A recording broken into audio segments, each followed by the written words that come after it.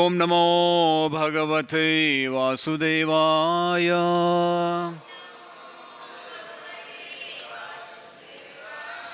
ओम नमो भगवते वासुदेवाय।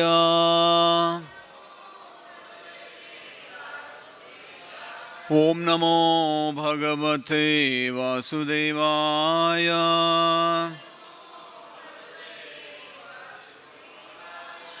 कृष्णाय वासुदेवाय देवकी नंदनाय च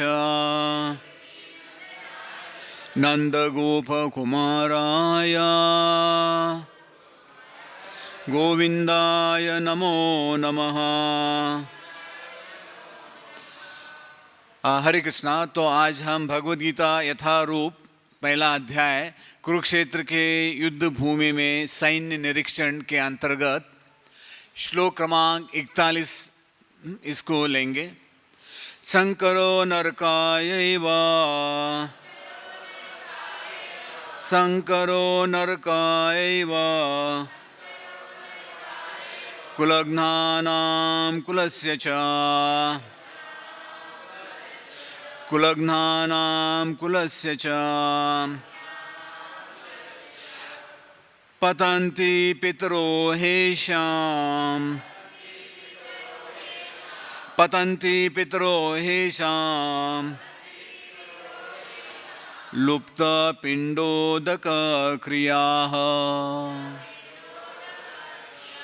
लुप्तपिण्डोदकक्रियाः। शंकरः ऐसे अवांछित बच्चे नरकाय नरकीय जीवन के लिए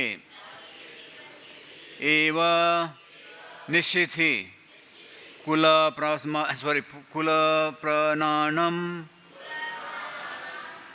कुल का वध करने वाले के मालूम के उनके कुलस्य कुल के च भी पतंती गिर जाते हैं। पितरः पितृगण ही निश्चित ही ऐशाम इनके लुप्त समाप्त पिंड अर्पण की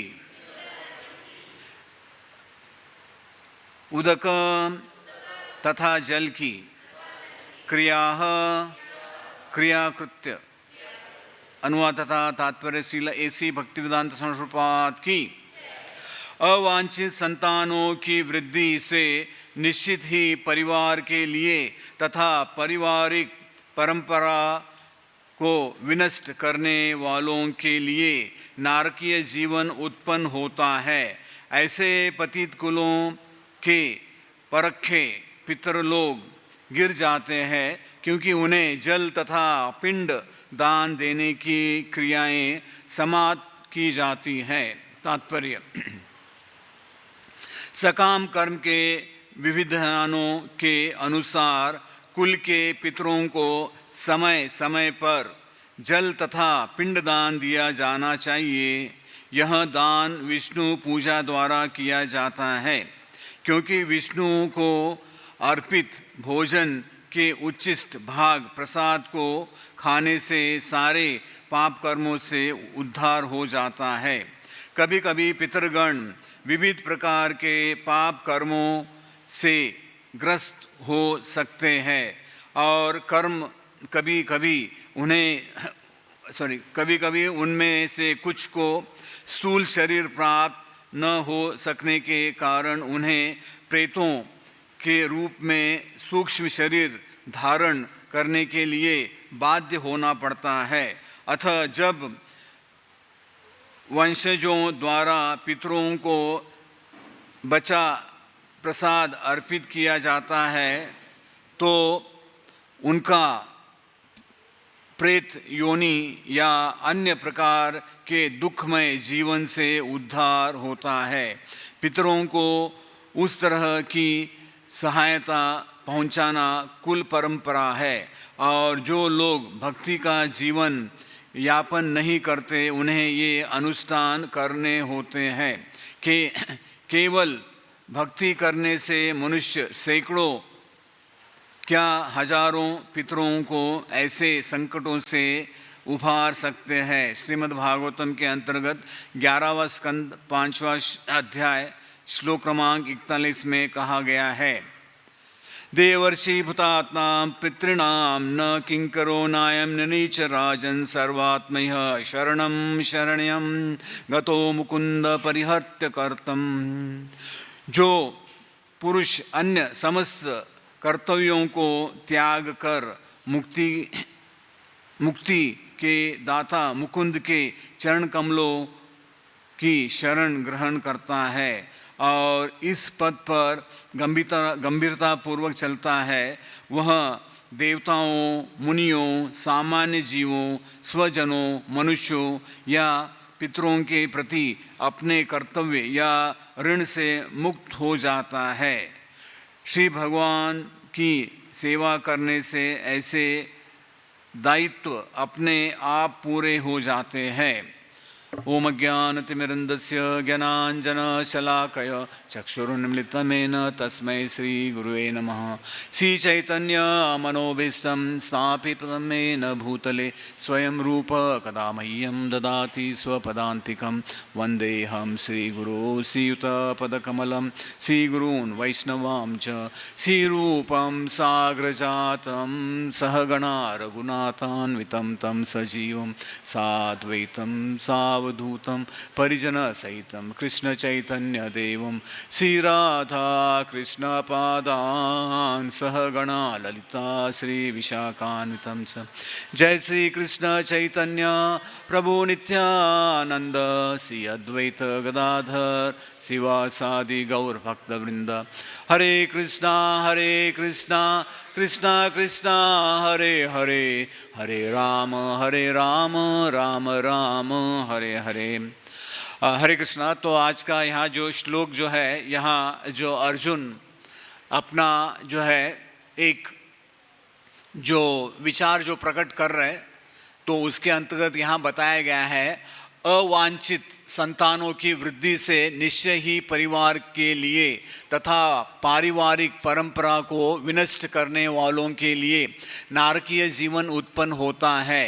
ऐसे पतित कुलों के पुरखे पितर लोग गिर जाते हैं, क्योंकि उन्हें जल तथा पिंड दान देने की क्रियाएं समाप्त हो जाती है।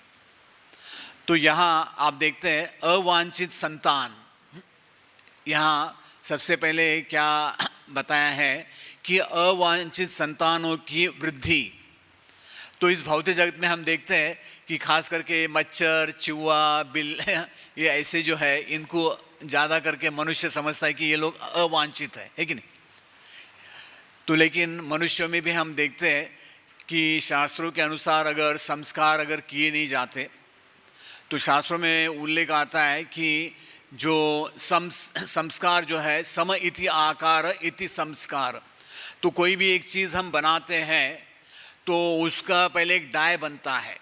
अभी आप ये देखते हैं करताल बना है, तो इसका जो है वो रस, ये लोहा जो पीतल है, इसको गर्म करके इसका एक ये बनता है डाय, उसमें वो रस डालते हैं, फिर इसको थोड़ा पॉलिश किया जाता है।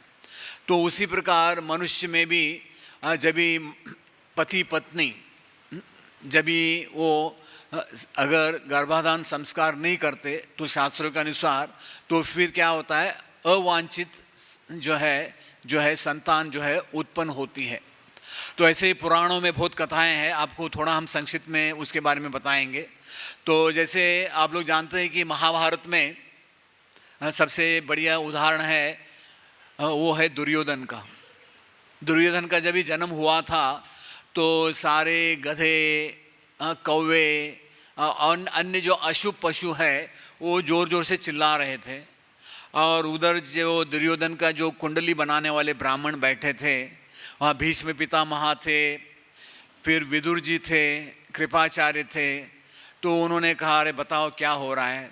तो उन्होंने कहा कि ये अवांछित, ये योग्य पुत्र नहीं है, ये तुम्हारा कुल का नाश करने वाला है। किसको बताया? धृतराष्ट्र को उन्होंने बताया, लेकिन एक पुत्र मोह होता है कि नहीं? हाँ, पुत्र मोह के कारण धृतराष्ट्र ने कहा नहीं नहीं नहीं, मैं इस पुत्र को त्याग नहीं सकता। तो आगे क्या हुआ? महाभारत, है कि नहीं? तो आप देखते हैं कि महाभारत का कारण अन्य लोगों का भी ये किया जाता है, लेकिन आप देखते हैं कि दुर्योधन जो है, क्योंकि अभी हम जो ये पहला अध्याय पढ़ रहे हैं इसमें ज़्यादा करके दुर्योधन का ही ज़्यादा हिस्ट्री आता है। तो अवांछित जो संस्थान है, तो दुर्योधन के बारे में तो आकाशवाणी तक हुई थी। आजकल तो आकाशवाणी कुछ होती नहीं हाँ, क्योंकि अगर आप देखते हैं कि हम लोग कोई असुर नहीं है, चलो जो भी है। फिर दूसरा एक देखते हैं कि ये था शिशुपाल। आप देखते हैं कि शिशुपाल जब भी उसका भी जन्म हुआ था, वो भी जो है गधे के माँ पे रेक रहा था जोर जोर से।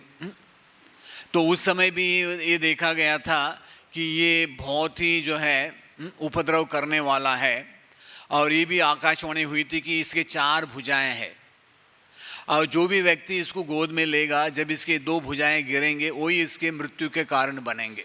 आप लोगों को कथा मालूम होगा। फिर आगे आप देखते हैं कि कृष्ण भगवान उसके चचेरे भाई थे। तो एक बार कृष्ण बलराम जी आए थे, उसके माँ ने क्या किया, शिशुपाल को कृष्ण के गोद में रख दिया, तो उसके 2 भुजाएं जो गल गए। तो उसको माँ को पता चला कि हाँ, ये कृष्ण ही मेरे पुत्र के मृत्यु के कारण बन सकते हैं। तो आप देखते हैं कि शिशुपाल प्रतिदिन कृष्ण भगवान को कितने गालियाँ देता था, आप लोगों को मालूम नहीं किसी को? हाँ, डेली 100 जो है वो कॉल फ्री, 100 कॉल फ्री यानी SMS, जो भी आजकल का आपका मोबाइल का ज़माना है। तो डेली शिशुपाल 100 गालियाँ देता था। लेकिन जब भी वो यज्ञ हो रहा था, जो युधिष्ठिर महाराज का राजसूय यज्ञ हो रहा था, तो उसको याद ही नहीं रहा कि उसका कोटा ख़त्म हो गया, है कि नहीं? हाँ, तो हम देखते हैं कि शिशुपाल एक ज्वलंत उदाहरण है।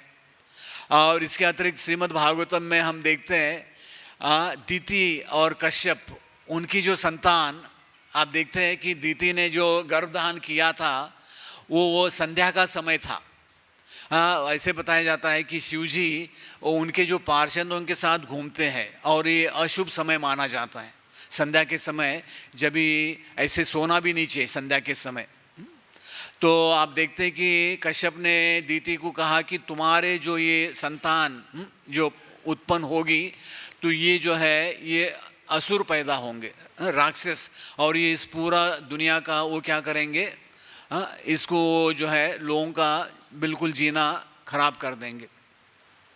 तो ये श्रीमद् भागवत में हम देखते हैं कि दीति की जो संतान हुई, जो उनके पति ने जो कहा था कश्यप ने, वैसे ही हुआ। तो ऐसे बहुत सारे उदाहरण है। कंस, आप देखते हैं कि कंस का जन्म कैसे हुआ, तो उसमें भी एक कथा आती है कि एक जो है असुर था जिसका नाम था द्रुमिल। तो द्रुमिल जो है वो जो कंस के पिता कौन थे, किसी को मालूम है? उग्रसेन। उग्रसेन की पत्नी का नाम क्या था? हाँ, आप लोगों को मालूम नहीं?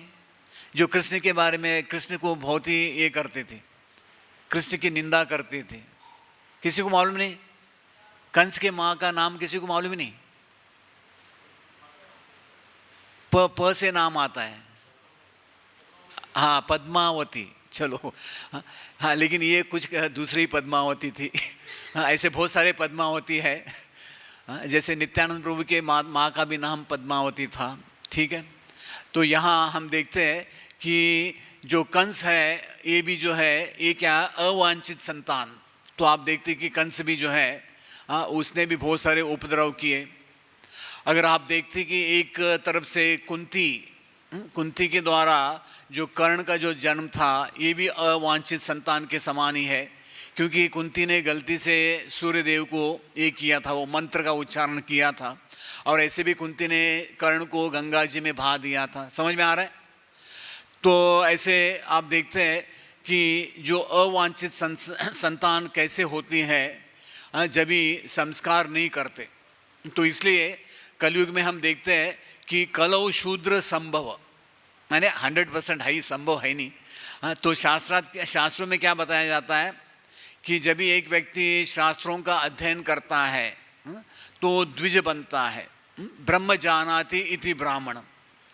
तो इस प्रकार कलयुग में आप देखते हैं कि प्रभुपाद जी भगवद गीता के 7वें अध्याय के एक तात्पर्य में लिखते हैं कि कलयुग के 99% लोग वो क्या है, शूद्री है।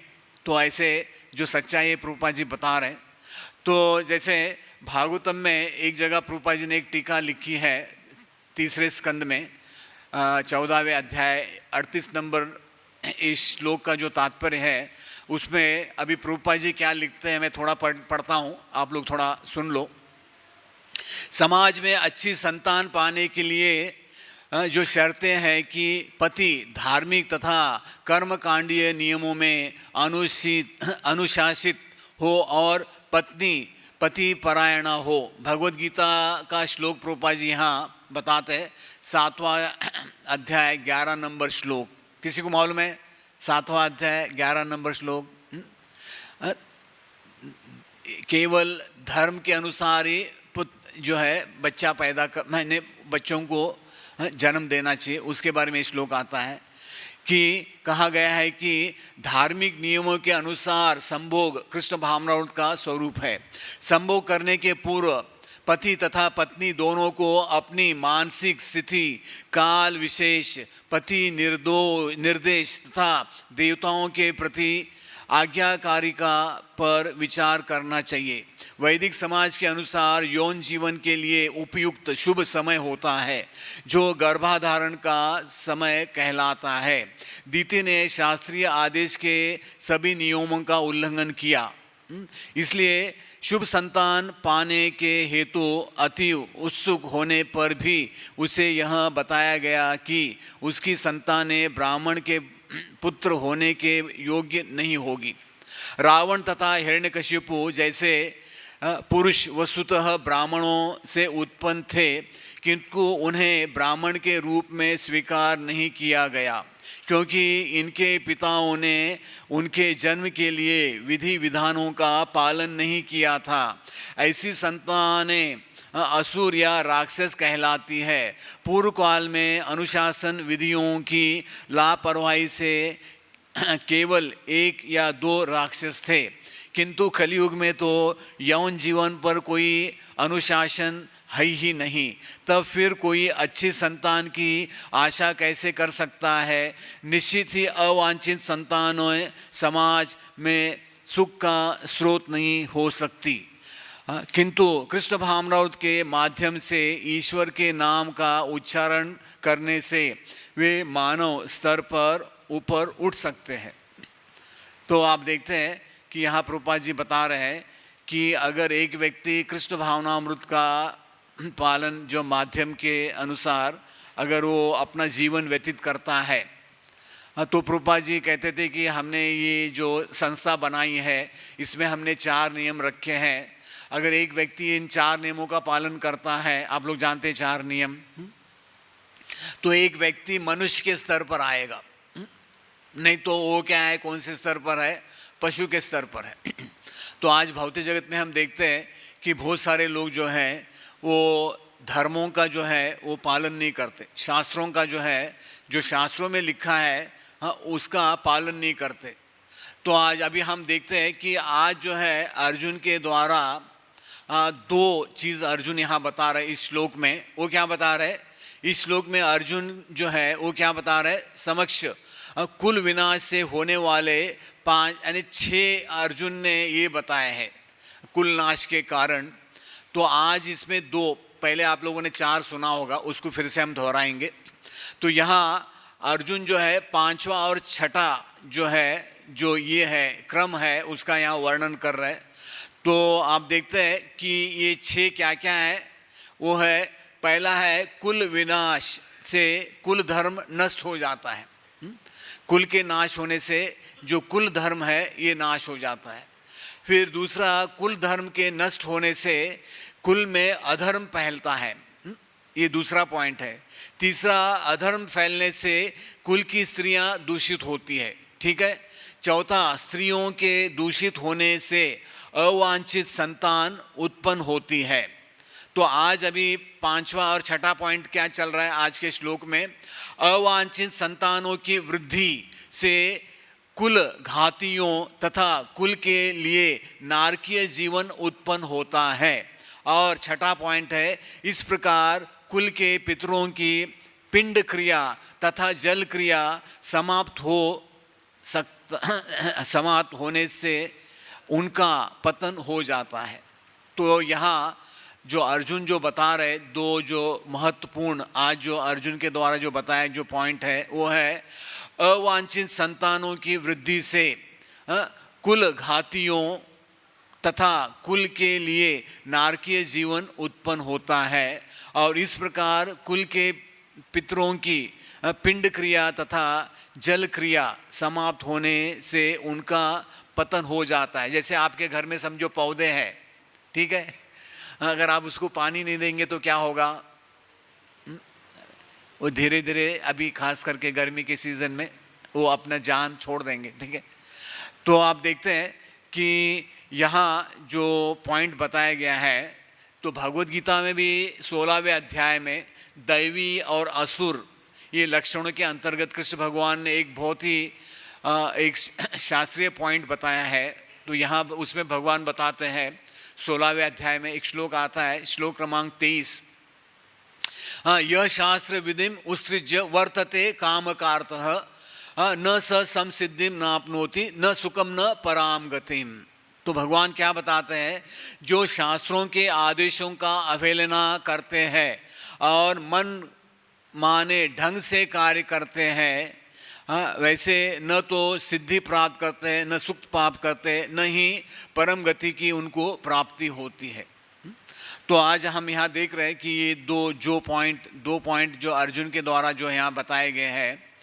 तो अर्जुन बताते हैं कुल के नष्ट होने से कुल के वयोवृद्धों के द्वारा दिए गए आदेशों के अभाव में अथवा अपने मनमाने आचरण के कारण अवांछित संतानों ने पितरों की पिंड व जलक्रिया नहीं करती। तो फिर दूसरा जो है, स्त्रियों के दूषित होने के कारण व्यभिचार से उत्पन्न अवांछित पुत्रों के द्वारा संपन्न की हुई पिंड व जल क्रिया को पितरगण स्वीकार नहीं करते। इस कारण जो है बताया जाता है, इस प्रकार की स्थिति में अर्जुन की चिंता है कि पितरगण गिर जाएंगे। तो यहाँ जो है हम देखते हैं कि कोई भी चीज़ अगर वो शुद्ध नहीं है, जैसे हम भगवान के लिए जो भोग वगैरह बनाते हैं, तो अगर शुद्धता नहीं है तो उसमें एक दोष निर्माण हो जाता है। तो यहाँ अर्जुन भी ये बता रहे हैं कि जब भी ये जो भी वो क्रिया करेंगे अगर वो शुद्ध नहीं होंगे तो हमारे जो पितरगण है उसको स्वीकार नहीं करेंगे, और इसके अंतर्गत क्या होगा कि उनका पतन होगा। तो शास्त्रों में जो है हम देखते हैं कि जैसे हमारे आचार्य नरोत्तम दास ठाकुर, उन्होंने प्रेम भक्ति चंद्रिका में एक श्लोक लिखा है, खास करके संतानों के प्रति। हर एक व्यक्ति भौतिक जगत में एक पुत्र की कामना करता है। पुत्रहीनम गृहम अंधकूपम ऐसे कहते हैं। जैसे चित्रकेतु महाराज थे, हाँ, किसी को मालूम है चित्रकेतु की कितनी पत्नियां थी? 1 करोड़। अरे वाह। हाँ, कि कृष्ण भगवान का तो केवल 16,108, लेकिन इसके 1 करोड़ पत्नियां थी, फिर भी उसको एक भी पुत्र नहीं था। अभी आप देखते हैं कि हमारा जो भाग्य है तो ही पुत्र मिलेगा। तो शास्त्रों में उल्लेख आता है कि एक व्यक्ति के बहुत सारे जब भी पुण्य एकत्रित होते हैं तब जाके एक व्यक्ति को पुत्र जो है प्राप्त होता है, ठीक है। तो धृतराष्ट्र ने भी प्रश्न किया था, जब भी ये धृतराष्ट्र के 100 पुत्र मर गए थे और जब भी पांडव लौट के आए, उनके साथ कृष्ण भगवान थे, तो धृतराष्ट्र ने कृष्ण भगवान से ऐसे एक प्रश्न किया कि मेरे जीवन में ऐसी ये घटना हुई, कोई पिता नहीं चाहता कि उसके जो है बच्चे उनके पहले मरे। ऐसे बताया जाता है कि जो भी पिता माता है, अगर उनकी संतान उनसे पहले अगर गुजर जाती है तो इसका अर्थ है कि उन्होंने अपने गत जन्म में बहुत ही बड़ा घोर पाप किया होगा। तो इसी प्रकार धृतराष्ट्र ने एक जिज्ञासा किया था कि ऐसे मैंने कौन सा पाप कर्म किया था जिसके फल स्वरूप मुझे मेरे इस जीवन में मेरे पुत्र मुझसे पहले ही मर गए, मुझे वो लोग पिंडदान दे नहीं सकते। तो कृष्ण भगवान त्रिकालदर्शी है। तो गीता में भगवान बताते हैं वेदा हम समतीतानि वर्तमानानि च अर्जुन भविष्यानि च भूतानि माम तु वेद न कश्चन।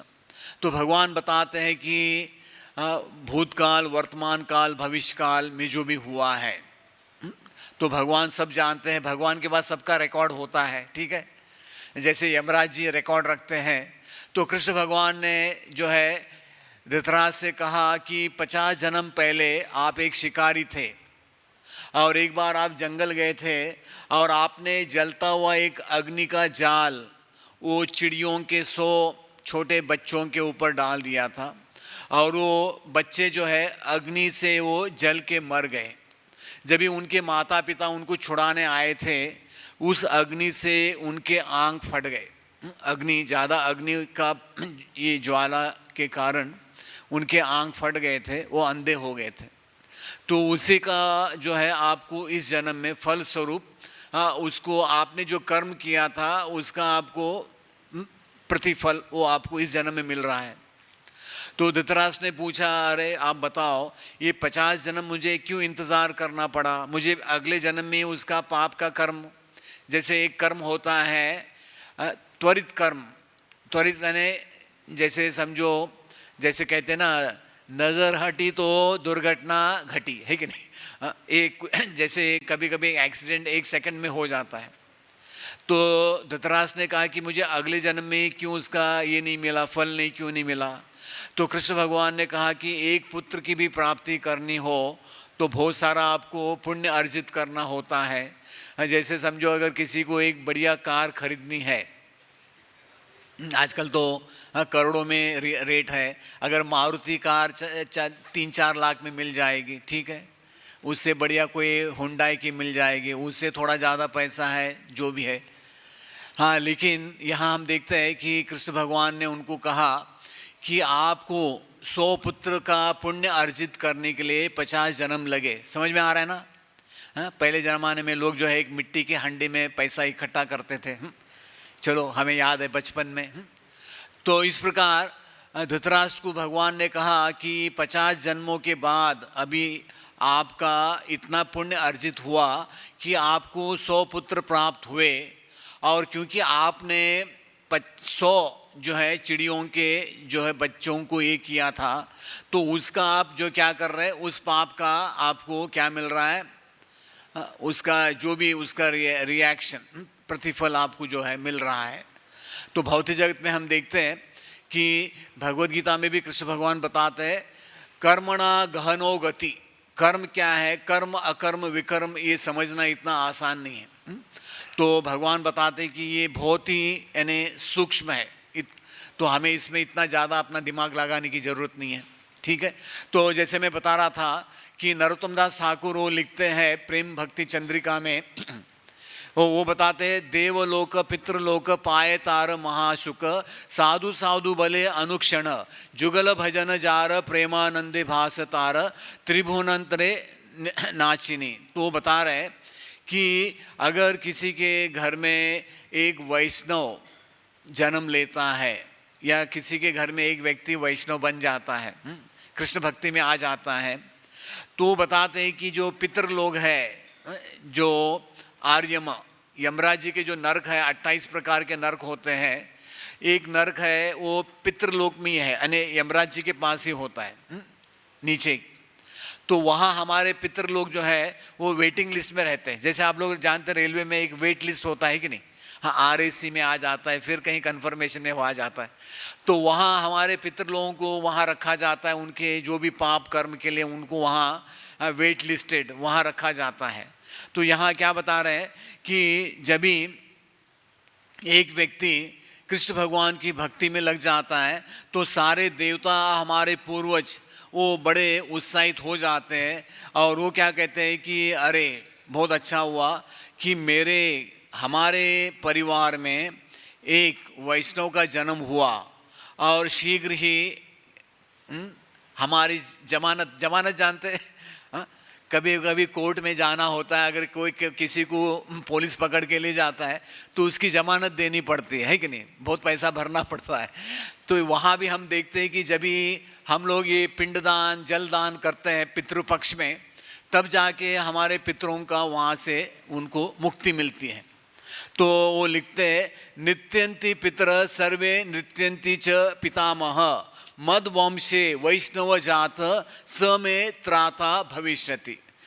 तो ये एक श्लोक आता है शास्त्रों में कि हमारे परिवार में एक वैष्णव का जन्म हुआ और इसके कारण नृत्यंती पितर, हमारे जो पितर लोग हैं वो अभी कहते हैं कि चलो बहुत अच्छा हुआ, अभी वो क्या करेंगे, हमें आगे यहाँ से नरक से वो निकाल देंगे। तो प्रभुपाद जी लिखते हैं कि पुत्रार्थे क्रियते भार्या पुत्र पिंड प्रयोजनम। एक श्लोक प्रभुपाद जी एक जगह एक लेक्चर में प्रभुपाद जी बताते हैं, पुत्रार्थे क्रियाते भार्या पुत्र पिंड प्रयोजनम। इसको वो बताते हैं कि ये हम जो शादी करते हैं खास करके पुत्र प्राप्त करने के लिए, तो प्रभुपाद जी लिखते हैं कि वैदिक शास्त्र के अनुसार जो शादी जो हम करते हैं वो एक पुत्र प्राप्ति के लिए करते हैं। क्यों? क्योंकि ये पुत्र हमें क्या करेगा, नरक से, अगर हम बाय, ऐसे नहीं कि हर एक व्यक्ति नरक में जाता है, अगर एक व्यक्ति चला भी गया तो कम से कम उसका पुत्र उसको नरक से जो है वो मुक्त कर सकता है। आप देखते हैं कि जब भी नरसिंहदेव भगवान ने हिरण्यकशिपु का वध किया तो नरसिंहदेव भगवान ने प्रहलाद महाराज से कहा, अरे कुछ आशीर्वाद मांगो। तो आप देखते हैं कि प्रहलाद महाराज ने कुछ आशीर्वाद मांगा ही नहीं, लेकिन केवल प्रहलाद महाराज ने एक ही भगवान से कहा, बस मेरे पिताजी को आप मुक्त कर दो। समझ में आ रहे कि नहीं? प्रहलाद महाराज ने केवल भगवान से एक ही वचन मांगा था कि आप मेरे पिताजी को मुक्त कर दो। तो आप देखते हैं कि नरसिंहदेव भगवान ने कहा, आप भक्त बने तो उनकी तो मुक्ति निश्चित है, क्योंकि आप भक्त हैं इसके कारण उनकी मुक्ति निश्चित है। तो आप देखते हैं कि कहीं शास्त्रों में 14 पीढ़ियों का उल्लेख आता है, कहीं 21 पीढ़ियों का उल्लेख आता है, जो भी है। तो जो व्यक्ति भक्ति कर रहे हैं तो उनके जितने भी जो है, हमें इसके प्रति ज़्यादा ये नहीं करना चाहिए, चिंता नहीं करना चाहिए कि मेरा श्राद्ध कौन करेगा। तो चैतन्य महाप्रभु के एक पार्षद थे, तो अभी उनका मुझे नाम याद नहीं आ रहा है, तो आज भी उनका एक पिंडदान क्रिया होता है वहाँ। उनका नाम वासुदेव दत्त ने, वासुदेव घोष ऐसे कुछ नाम है, वासुदेव घोष। तो एक अंतरद्वीप करके है पश्चिम बंगाल में, नवद्वीप में, वहाँ आज भी एक लीला होती है कि एक ऐसी कथा आती है कि ये जो वासुदेव जो थे उनका एक पुत्र था, वो बचपन में गुजर गया, 5 साल का था। उनके घर में विग्रह थे, गोपीनाथ जी का विग्रह था, वो भगवान की पूजा करते थे। तो जब भी भगवान को भोग लगाते थे तो गर्मी के दिनों में भगवान को पंखा करते थे। तो एक दिन उनके मन में ऐसे विचार आया, अभी मैं बहुत बूढ़ा हो गया हूँ, तो अभी मेरी मृत्यु कभी भी हो सकती है, लेकिन मृत्यु के पश्चात मुझे मेरा पिंडदान या मुझे पिंडदान जलदान कौन करेगा। तो ऐसे मन ही मन वो सोच रहे थे, अभी भगवान अंतर्यामी है, जानते कि किसके मन में क्या चल रहा है। तो भगवान ने कहा, अरे मैं तो आप तो मुझे मेरी पुत्र के समान सेवा करते हैं, मैं हूँ ना। भगवान ने कहा, मैं हूँ, आप क्यों चिंता करते हो। तो आज भी वहाँ आप कभी जाएंगे मायापुर, आप अंतरद्वीप जा सकते हैं। तो वहाँ जिस दिन ये उनका पिंडदान होता है तो भगवान के विग्रह सफ़ेद कपड़े डाल के जो भगवान जो है वो उनके घर जाते हैं वो पिंडदान क्रिया करने के लिए। तो जगन्नाथ जी की जो लीलाएं हैं, तो जगन्नाथ जी के लीला के अंतर्गत भी एक ऐसी लीला है, वो पितृपक्ष के समय जगन्नाथ जी भी जो है वो पिंडदान करते हैं। जगन्नाथ भगवान जो है वो भी पिंडदान करते हैं। वसुदेव और देवकी का एक लीला है, ये जगन्नाथपुरी में ये लीला का आयोजन होता है कि कृष्ण भगवान जो है वो वसुदेव और देवकी का जो है वो पिंडदान करते हैं। आप देखते हैं कि चैतन्य महाप्रभु भी जब भी उनके पिताजी जगन्नाथ मिश्रा का देहांत हुआ था तो वो उनके पिताजी का पिंडदान करने के लिए गया गए थे, गया वहाँ ईश्वरपुरी से उनकी मुलाकात हुई थी। तो प्रभुपाद जी बताते हैं पूनामनो नरकाद यस्माद त्रायते इति पुत्रः। पूनामनो नरकाद यस्माद त्रायते इति पुत्र का मतलब है कि पू नाम का एक नरक है, ठीक है, तो वहाँ से जो हमें मुक्त करने वाला है उसको पुत्र कहते हैं। तो प्रभुपाद जी बताते हैं पुत्र और मूत्र एक ही जगह से निकलते हैं। अगर एक पुत्र अपने पिताजी के आज्ञाकारी नहीं है, अगर वो शास्त्रों का पालन नहीं करता है, वो एक मूत्र के समान ही प्रभुपाद जी बताते हैं। तो इस प्रकार एक जगह प्रभुपाद जी बताते हैं पुत्र पिंड प्रयोजनम। पुत्र जो है वो हम एक व्यक्ति पुत्र प्राप्त करता है वो खास करके पिंडदान करने के लिए। तो जैसे मैं बता रहा था कि पितृपक्ष ये कार्तिक के 15 दिन पहले आता है, ठीक है। तो अपने पूर्वजों की आत्मिक संतुष्टि व शांति और मृत्यु के बाद उनकी निर्बाध अनंत यात्रा के लिए पूर्ण श्रद्धा से अर्पित कामना, प्रार्थना, कर्म और प्रयास, इसको श्रद्धा कहा जाता है। तो यहाँ आप देखते हैं कि प्रभुपाद जी जो है एक बहुत ही सुंदर श्लोक को प्रभुपाद जी ने कोट किया है। वो जो है जो श्लोक आता है यथा तरोर्मूल निश्चंचेन। तो आप देखते हैं कि जैसे नहीं, ये दूसरा श्लोक है जो प्रभुपाद जी जो कोट करते हैं वो श्रीमद् भागवतम का जो है वो 11वें स्कंद से है। देवर्षि भूताप्त निर्णाम पितृणाम नायम किंकिरो न च ऋणी च राजन सर्वात्मय शरणम गतो मुकुंद परिहर्त कर्तुम। तो ऐसे बताया जाता है कि हमारे 6 प्रकार के ऋण होते हैं। कितने प्रकार के? तो यहाँ बताए गए हैं कि ये 6 प्रकार के ऋण क्या क्या है देख लो। देव ऋण, देवताओं के द्वारा मुनियों के लिए, फिर सामान्य जीवों के लिए, फिर स्वजनों के लिए, मनुष्यों के लिए और पितरों के प्रति। तो ये 6 ऋण हमारे लिए लागू होते हैं। लेकिन अगर मुकुंद भगवान, अगर कृष्ण भगवान का हमने शरण लिया है तो चैतन्य चरितामृत में भी कृष्णदास कविराज गोस्वामी एक श्लोक लिखते हैं, श्रद्धा शब्द, ये श्राद्ध अलग है, श्रद्धा शब्द विश्वास करे सुदृढ़ निश्चय कृष्ण भक्ति कैले सर्व कर्म कृत है। तो हमारे एक आचार्य थे श्रीधर स्वामी, उसका भी हम लोग टीका कभी कभी बताते हैं गीता में। तो श्रीधर स्वामी उनके जीवन में भी एक ऐसी एक घटना है। तो उनका जीवन का समय तो हो गया था, काफ़ी समय हो गया था। तो उनकी पत्नी गर्भवती थी। तो सोच रहे थे कि अभी मैं घर छोड़ के चला जाऊंगा, मेरे पत्नी को कौन देखभाल करेगा, बच्चे का कौन देखभाल करेगा। तो भौतिक जगत में तो एक चिंता तो बनी रहती है लोगों को। तो क्या हो गया, जहाँ वो बैठ के ऐसे चिंता में बैठे थे तो एक छिपकली का अंडा नीचे गिर गया और देख रहे थे। देखते देखते उसमें से एक छोटा सा छिपकली का बच्चा बाहर आ गया और पता नहीं भगवान के दैवी इससे वहाँ एक बिल्कुल एक छोटा सा कीड़ा आ गया उसी वक्त। तो उस बच्चे ने मुंह बाहर करके बस अपना पहला भोजन कर लिया। तो उससे उनको एक ऐसे यकीन हुआ कि चलो भगवान सब कुछ करने वाले हैं।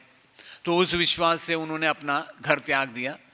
तो यहाँ हम देखते हैं कि ये जो 6 ऋण बताए हैं देवताओं के प्रति, तो हम देखते हैं कि देवता हमें क्या दे रहे हैं, सूर्य हमें प्रकाश दे रहे हैं। कितने लोग हैं सूर्य नारायण को जल दान करते हैं? हाँ चलो गिने चुने 2-4 लोग हैं।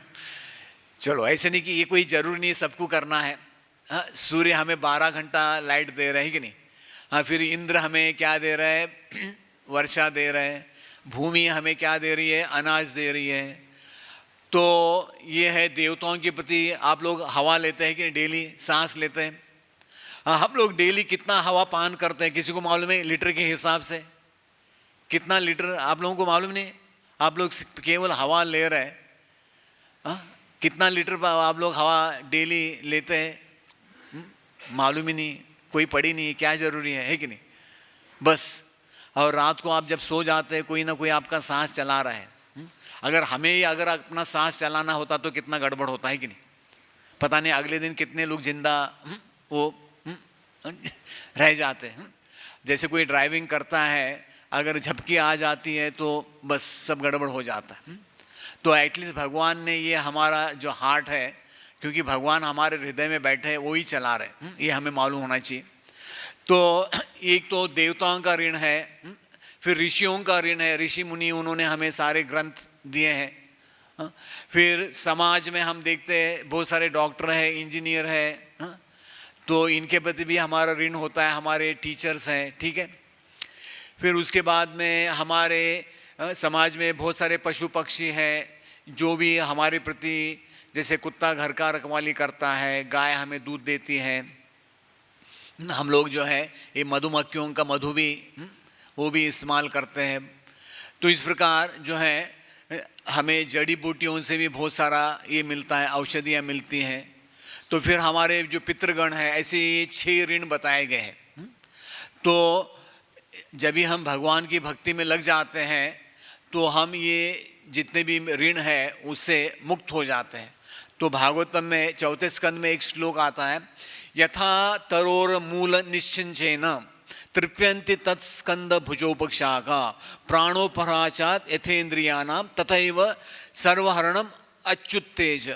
इसका अर्थ है कि जिस प्रकार हम पेड़ के जड़ों में जल अर्पण करते हैं तो उससे क्या होता है कि पेड़ की जो टहनियाँ हैं, पत्तियाँ हैं और उसके फल फूल है, उनको ताकत मिल जाती है।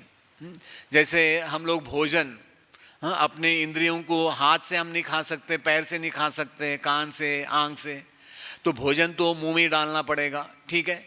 तो उसी प्रकार जब भी हम कृष्ण भगवान के प्रति भक्ति करते हैं तो जितने भी देवता हैं वो क्योंकि भगवान के अंग हैं वो भी तृप्त हो जाते हैं, ये हमें मालूम होना जरूरी है। तो समय की कमी है, तो जैसे पद्म पुराण में भी एक कथा आती है, आप लोगों ने आत्मदेव की कथा सुनी होगी। जो भी भागवतकार भागवत कथा करते हैं, आत्मदेव जो है एक दक्षिण भारत में एक ब्राह्मण थे, उनकी भी कथा आती है। तो वो भी जो है उनके पास भी पुत्र नहीं था, तो उनकी पत्नी धुंधली, उन्होंने एक बार जाके एक ब्राह्मण से फल लेके आए, पत्नी को दिया। उसने सोचा यार कौन गर्भवती बनेगा, इससे अच्छा है कि चलो, उसने वो फल को जो है किसको खिला दिया। हाँ, आप लोगों को ये कथा मालूम है, बताने की कोई ज़रूरत नहीं। हाँ, लेकिन वो गाय को खिलाया तो बच्चा जो गाय से भी एक लड़का ही पैदा हुआ, उसका नाम हो गया गोकर्ण। लेकिन इसकी जो बहन थी तो उसका पुत्र, उसने पति को बताया कि ये लड़का है जो है, वो उसका नाम क्या था, जो बहुत सारा पाप कार्य कर रहा था, धुंधुकारी। हाँ हाँ, तो उसने ऐसे बताया था कि वो अपने माँ बाप को घर से भगा दिया, फिर वो वेश्या को ला के घर में रखता था। देखो अवांछित संतान से क्या होता है। तो वेश्याओं ने क्या किया, उसको मुंह में आग डाल के उसको जिंदा मार डाला। तो वेश्या उसका धन लेके चली गई। फिर जब ही वो प्रेत योनि में था तो उसने फिर क्या किया, जो है गोकर्ण से अनुरोध किया कि भाई मैं अभी ये प्रेत योनि में हूँ, आप मेरा उद्धार करो। तो ऐसे पुराणों में बहुत सारे कथाएं हैं जिसके अंतर्गत हम देखते हैं कि किस प्रकार एक व्यक्ति को जो है ये अलग अलग जो है अवांछित संतान है। जैसे भागवतम में एक राजा थे, क्या उसका नाम था, वो बच्चों को, छोटे छोटे बच्चों को मारता था, राजा वेण। राजा वेण किसका पुत्र था, राजा अंग। अभी ये कहानी बताने का समय नहीं है। तो राजा अंग इतने परेशान हो गए वो पुत्र के यानी बुरे कार्यों से, उन्होंने अपना घर ही त्याग दिया। जब भी उनकी पत्नी सो रही थी उन्होंने अपना घर त्याग दिया। उन्होंने कहा अरे ये इतना बेकार पुत्र है, इससे अच्छा है कि हम अपना घर त्याग देते हैं।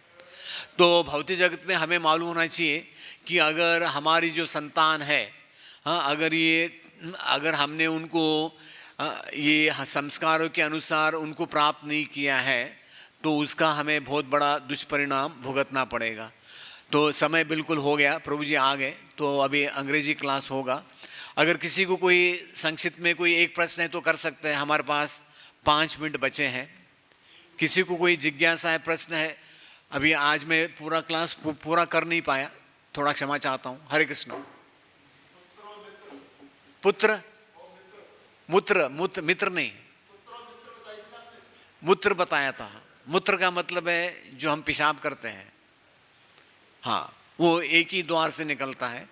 तो एक अगर पुत्र वो माता पिता के कहने का अनुसार नहीं चलता है तो उसको, जैसे दुर्योधन, हमने दुर्योधन का उदाहरण दिया था, तो हालांकि नाम के लिए पुत्र है लेकिन वो मूत्र मूत्र के समान ही है। तो और कोई किसी को? हाँ जी,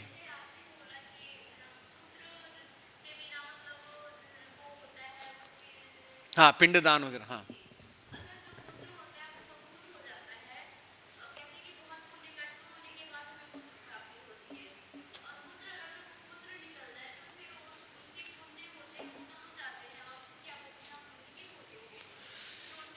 नहीं नहीं, अभी आजकल मैंने बताया ना, ये कर्म जो है, कर्म की गति बहुत सूक्ष्म है, इसको हम समझ नहीं पाएंगे। अगर आपने भक्ति किया है, अच्छी तरह आपने भक्ति की है, तो आपके लिए पिंडदान की कोई आवश्यकता नहीं है, वो भगवान देख लेंगे, ठीक है। तो ये है कि नहीं कि हर एक का ही पिंडदान होना चाहिए। तो मैंने बताया कि जो अगर हम भक्ति में लगे हैं तो भगवान ठाकुर जी देख लेंगे, ठीक है।